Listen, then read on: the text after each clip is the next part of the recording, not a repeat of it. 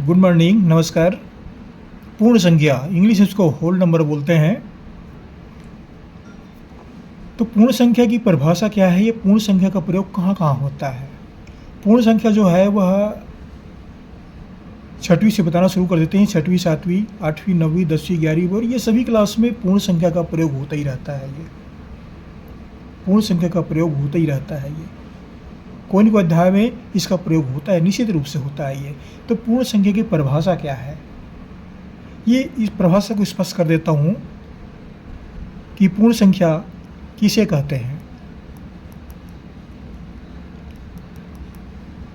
पूर्ण संख्या वह संख्याओं का समूह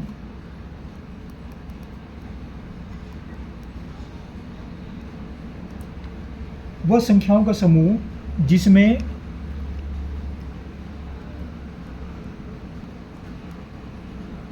गणना संख्या के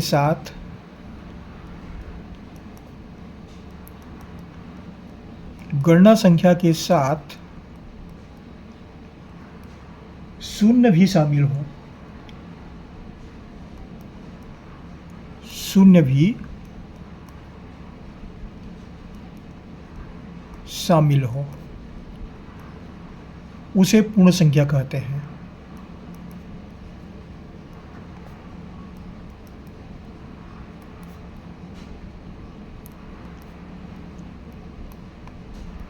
इसका संकेत जो है वह W से व्यक्त करते हैं, कैपिटल लेटर W, ये संकेत है इसका। थोड़ा समझने का प्रयास करते हैं कि ये शून्य भी शामिल है इसमें। एक उदाहरण लेते हैं। इसमें किन किन संख्याओं कहा जाता है? उदाहरण, तो इसमें सबसे पहले शून्य को शामिल करें। शून्य के बाद 1, 2, 3, 4, 5, 6, ये जितनी भी संख्याएं हैं ये सब आते जाएंगे, आगे क्रम से बढ़ते जाएंगे। ये सब संख्याएं जो हैं पूर्ण संख्या कहे जाते हैं। अगर शून्य को हटा देंगे तो वह प्राकृत संख्या कहा जाएगा। अगर शून्य को शामिल नहीं करेंगे तो ये प्राकृत संख्या में आ जाएगा। यहाँ पर उल्लेख मिलता है गणना संख्या। गणना संख्या क्या है? गणना संख्या जो है 1, 2, 3, 4, 5, 6, 7, ये सब गणना संख्या है। ये काउंटेबल नंबर है ये। तो इसमें शून्य को शामिल किया गया है, तो शून्य को शामिल करने पर यह पूर्ण संख्या बन जाता है। एक उदाहरण से स्पष्ट करना चाहूँगा कि अगर एक पेड़ पर मान लो कहीं 20 पंछी बैठे हैं, 20 पक्षी बैठे हैं और 20 पक्षी उड़ गए, तो पूछते हैं कितने पक्षी बचे? तो अंतिम में बचा तो शून्य ही बचता है। तो ये उत्तर यहाँ पाया जाता है शून्य।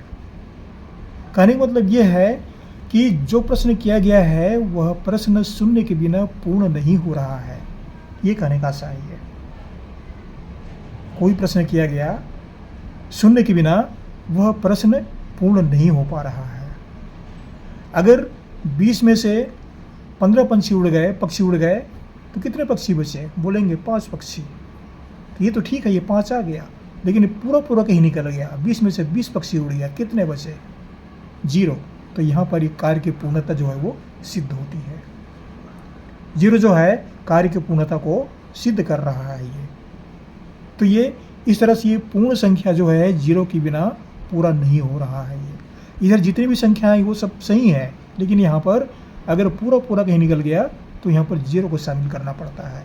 समय के साथ साथ गणित का विस्तार होता गया और ये पूर्ण संख्या जो है अध्याय में शामिल किया गया। इस तरह से पूर्ण संख्या आसानी समझा जा सकता है। यहाँ पर गणना संख्या मतलब काउंटेबल नंबर 1, 2, 3, 4, 5, 6, 7, 8, 9, 10, 11, 12, ये सब काउंटेबल नंबर है। ये सब प्राकृत संख्या कहलाते हैं, लेकिन अगर 0 शामिल करते हैं तो वह पूर्ण संख्या कहा जाता है। Thank you. ये प्रत्येक क्लास के विद्यार्थियों के लिए है। अगले वीडियो में फिर मुलाकात होगी। सब्सक्राइब करना ना भूलें। बहुत बहुत धन्यवाद। अगले वीडियो में फिर मुलाकात होगी।